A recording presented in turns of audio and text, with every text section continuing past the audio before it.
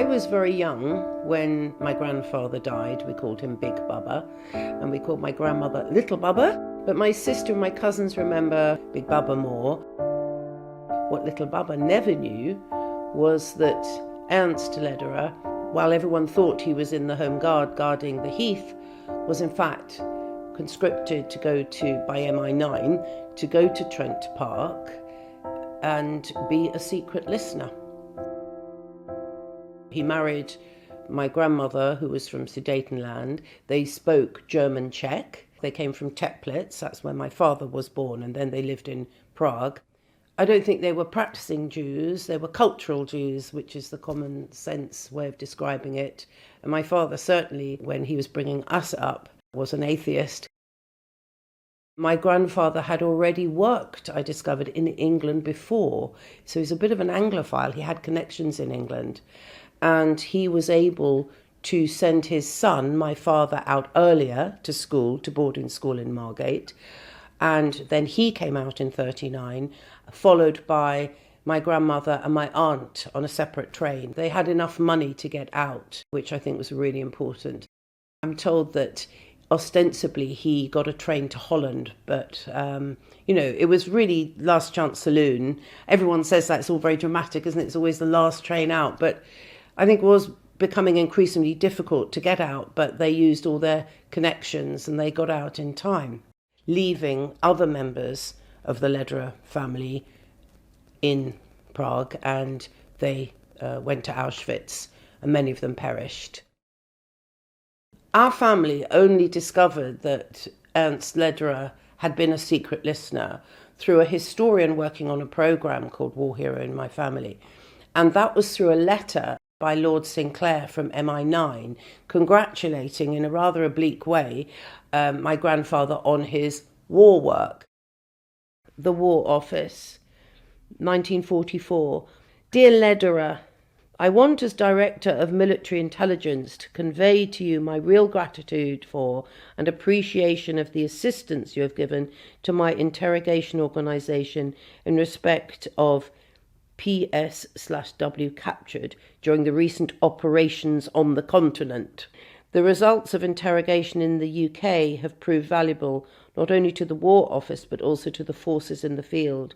Your keenness and self-sacrifice in volunteering to assist in this work and the efficiency shown in its execution have materially contributed to these satisfactory results.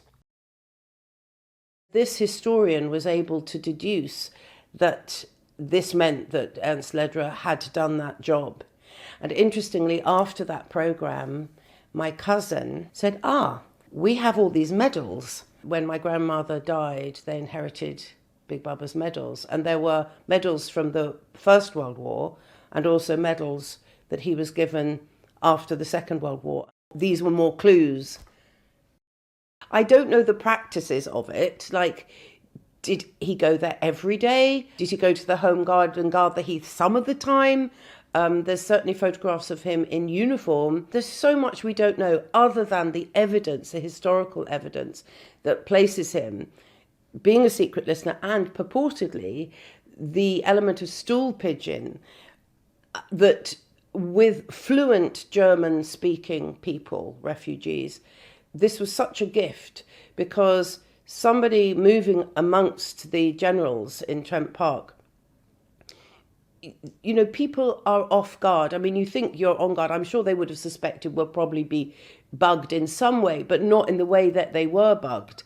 And catching people off guard was the psychological weapon of Trent Park. And apparently my grandfather moved around them, must have had some kind of backstory and a uniform, and could coax information. If you're one of them, being a bit of an actor maybe, who knows? I mean, one conjures a lot.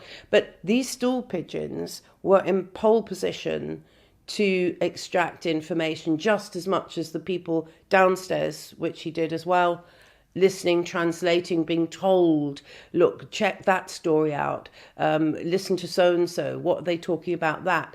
The machinery that went on behind the walls, amazing. There were a couple of letters describing the atrocities. I mean, quite harsh language, but very sort of succinctly put. It was odd. So this is from the Ministry of Information, from a Andrew Kerr. This is the 16th of April 1943. The heavy task of research could not as quickly have been accomplished without your generous and voluntary contribution. It is felt here that not only did you assist this department in the exposure of German wickedness, but you enabled us to ensure a clearer representation of Czechoslovakia's terrible situation than seemed possible. The isolation of your country had meant that we had very few photographs and little news. Your expert knowledge enabled us to indicate the horrors of the occupation in your country, so that in comparison with the clearer evidence from Greece, Russia, and Western Europe, the Czechoslovakian case was so fairly stated. I think if my grandmother had known, she would have been proud. I think my family probably would have found humour in the fact that they'd been beguiled. But because in those days, in the climate, nobody said anything, and it was normal to not tell your wife or your children anything that you were doing for the war work, was accepted that you would not tell anyone, because one leak could jeopardise people's lives. He did go back to Czechoslovakia after the war and spent a year there, and we don't know what he did. And this was all evidence leading to maybe he was part of the resistance. We don't know. But the more you find out, the more you want it to be true, the more you realise how much surveillance and getting ready for the Cold War, and how deep this story goes from the early surveillance, well, that was there before, but certainly in Trent Park, and it just doesn't stop. The story doesn't stop in Trent Park, does it? Doing a documentary called War Hero in my family, I met a direct cousin of my father, František Lederer, a bit younger than my father. That part of the family didn't get out. And I do remember František saying that my father came back, brought chocolates. I don't know what it would have done to him to know that his family all in concentration camps, and being privileged enough to make a new life in Britain and educate his children. I mean, there would be a mixture of pleasure and guilt and anger, I suppose.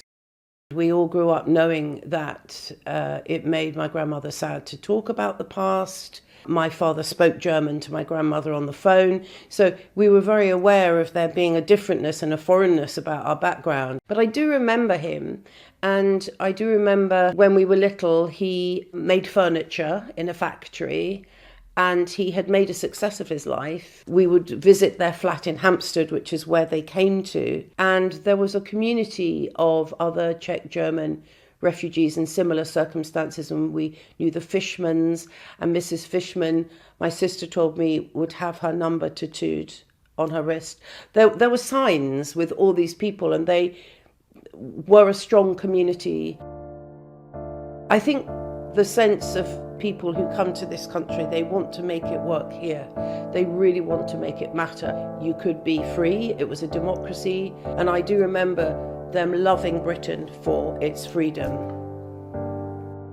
When I discovered that he had actually been in Trent Park, it was just so new to me.